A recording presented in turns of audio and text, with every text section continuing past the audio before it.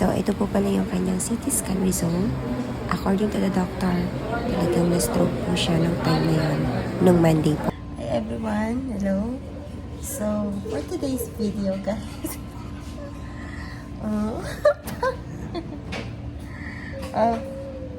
hello guys ka naman. Hello guys! Hello guys! Hey guys, okay na ako guys. Hey, what's up? Sabi mo, hey, what's up? Hey, what's up? Welcome to my vlog. Ito na ganito mo. Oh, Sige, maputi nga. ito. Parang Ano? Hey guys, welcome to my vlog. Pakilala ka muna. So for today's vlog, I'm Jesse James Garcia. pangit. Nagtawag ka na. I-upload ko to. I'm 36 years old. 36 years old. Mataba ka ba talaga? O sadyang manas ka lang? Mataba ka ba o manas ka lang? James, Taba. mataba ka lang o minamanas? Taba ako. Ano sakit mo? Bakit nasa hospital ka? Hindi ko alam eh. Guys, alam niyo ba, may sakit siya, CKD. Stage 5 guys. Stage 5, tapos, o nga pala, na-stroke po pala siya, kaya ganyan ang mukha niya. Na-stroke siya, kaya ang pangit niya ngayon. May blood clot siya sa brain. Pero tingnan mo naman, diba? Ang pangit pa rin, walang nagbago. Ano ba lang? Anong masasabi mo na nagkasakit ka? Anong gusto mong sabihin doon sa mga tao? Huwag Sige, huwag kasi mas kayong pagod sa sarili. ano pa? Huwag niyong baguhin yung mga utak niyo. Bakit? Pinapagod mo ba yung Oo, utak mo? bagod sa trabaho. Paano pinapagod mo yung utak mo? Sa trabaho, isip, stress. Hmm. Kung may problema, huwag niyo isipin. Kasi ma-apektuhan yung mga utak. Iniisip mo yung problema mo, ganun. Ano ba mga iniisip mo? Pera. Mga magkano ba yung iniisip mo? Pera. Mga nasa magkano ba? Bakit sobrang grabe naman yung isip mo? Nasa magkano ba yung mga... Magkano ba yung iniisip mo pera na problema? Matustusan yung mga magbigay ng mga anak ko. Ano pa? Yun lang. Ano pa mga advices mo doon sa mga taong wala nasa labas? Para hindi sila ma-hospital katulad mo. Ano mga gusto mo Huwag kayo sabihin? magpapasobra ng trabaho. Huwag silang mag-ootik. Ganun ba yun? Hindi naman. Pwede silang mag-ootik. Ingatan nyo lang yung sarili nyo. Huwag nyo lubos-tubusin. Maglubos-lubosin? Ano ba? Lubos-tubusin na trabaho. Okay. Kasi pag oras sa sinigay ng katawan nyo.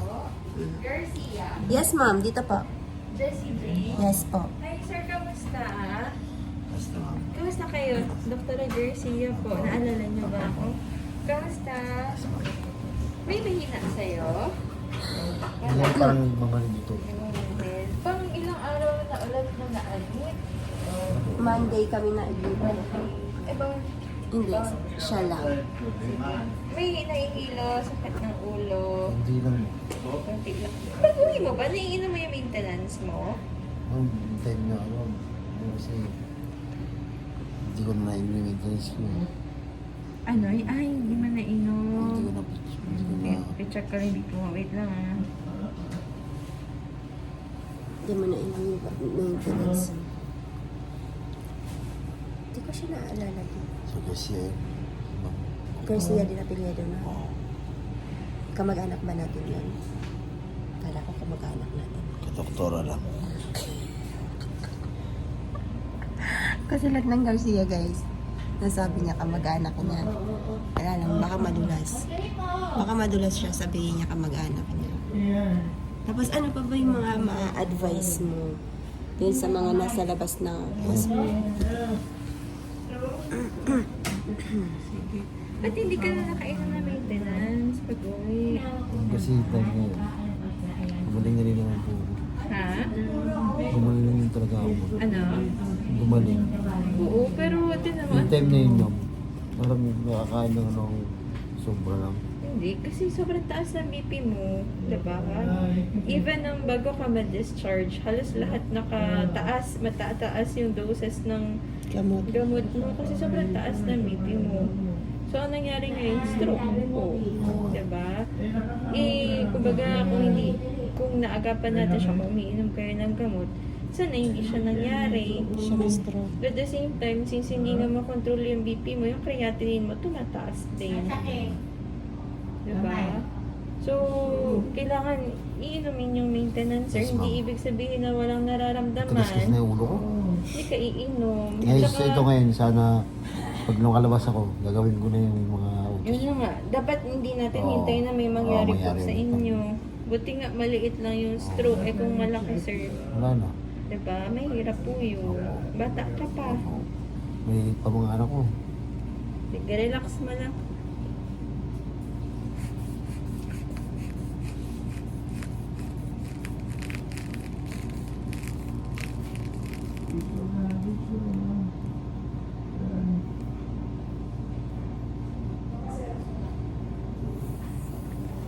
Did you inform the nurse about the BP? They told like nicotine was over. What? Nicotine dog. This one. What? They now only they filled. They gave an Oh, they just from morning it refilled. was not empty dog. Oh, okay. Sige, thank you po. For Yes, ma'am. 4:30 they have given. What? For 4:30 the Thank you po. Since lunchtime it was not ano. Ilan yung liquor? Thank you po. Ay, pataas mo na ako. 15 mo muna. Pataas na dito. 180, 100. Nasa 200 ka kanina. Buti nga bumaba na. Kanina 200. 180. Kasi big siya eh. Dapat less than 140 lang tayo.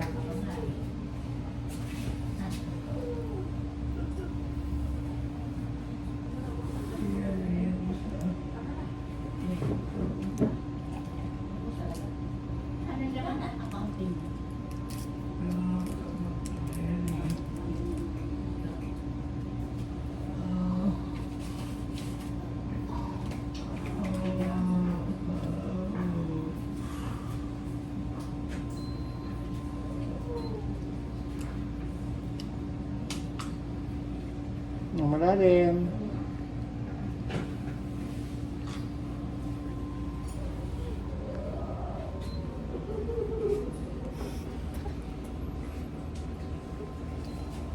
Hawakan. 179.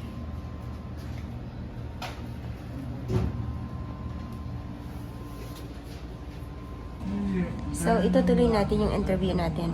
Ilang cycle yan? Maraming cycle. May dumating kasi na doktor kaya medyo natigil yung ating usapin. Okay ka lang? So yun, nire-record niya guys yung kanyang BP at saka yung kanyang blood sugar level. Naiintindihan pag nasusulit ka. So ano ang BP mo ngayon? Ano yung BP mo ngayon? 100 over 180. Ano 100 over 180? 180 James, 180. Oh, 180 over 100. Oh, di baliktad ka. Hindi pwedeng 100 over 180. Mali ka naman. Sinay na yun. Same. O, tapos ano yung sugar level mo? 179. 179, mataas yung sugar level mo kasi ang sugar level yung ordinary or yung normal dapat nasa 100 lang up to 120. Kaya yung sugar level niya na 179, Cycle pa lang siya. it's too high for a normal. It's too high for a normal person. So meaning to say, yung 179 niya, it's abnormal. It's diabetic na. Diabetic na siya. Cycle. Tatlong ulit. So, sige nga James, ikwento mo. Ano nangyari sa'yo? Bakit ka na hospital? Pagod yan. Oh. Hmm? Napagod. Mas nainitan ako. Mas kumain ako sa karinderya ng munggo. Hindi ko alam kung may halong yung tulingan. Masarap ba yung munggo? Yung pagdating mo sa bahay, nahido na. Nakailang kanin ka ba? Kalahati lang. Kalahati lang? Kalahati. Isa't kalahati. Tapos, anong tubig mo? Tubig lang. Tubig, water. Huwag na ka mag-soft drinks kasi Hindi ka nag-soft drinks? Soft drinks ako nun. Oh, sabi mo tubig lang. Ano ba talaga? Siyempre, pag tubig. Nag-soft drinks ka din at nagtubig ka. Yes. Nung araw na yon, nakailang soft drinks ka ba? Isang araw lang, isa lang. Isang, Tapos pagdating ko sa bahay, may nakita akong buko. Nagbuko ako. lahat ng makita mo, iniinom mo ba? Buko.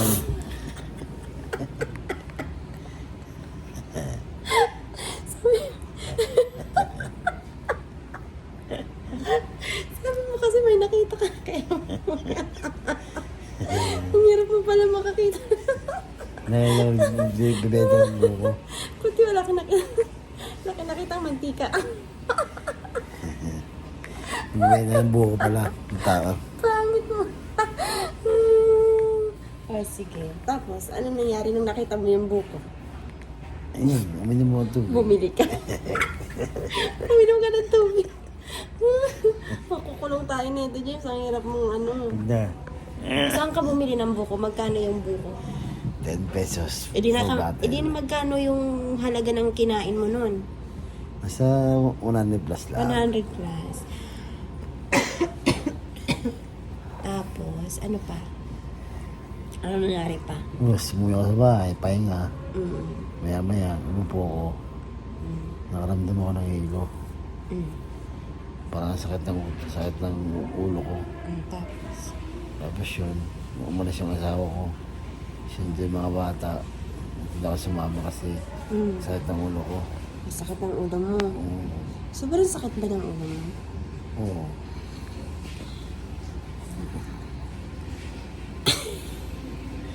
Ano nakakatawa? Bakit natawa kayo? Parang di yata masakit kasi natawa kayo. Sobrang sakit ba talaga? Oo, kaya ako, kala ko, matatawas na ako. Akala mo ano? Kala ko, matatawas na ako, katapusan ko na. Mm. Pero, hindi sa ako sarili ko na,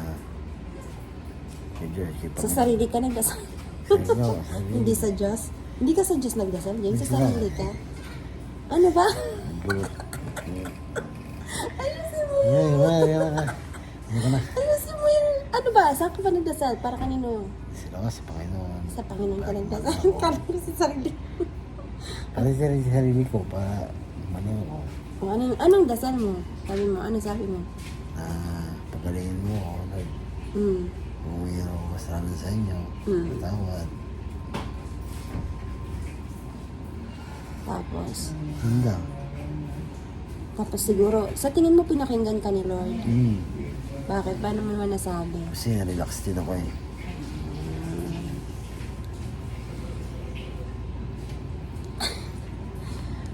Pero alam mo ba, naramdaman mo ba sa sarili mo na na-stroke ka? Sa tingin mo ba na-stroke ka ng time na yun? Oo, na-stroke ako. Sa tingin mo? Bakit? Ano naramdaman mo? Namanid yung katawan, kalating katawan ko. Paa. Mabuti nakahingi ka ng tulong. Nakahingi ka ba ng tulong? Opo. Bakit ako? Mild stroke pala yung nangyari sa'yo. So, ayun guys, medyo mahaba na yung kwentuhan natin. Sa susunod naman na episode ay pag-uusapan natin kung paano siya naging pangit.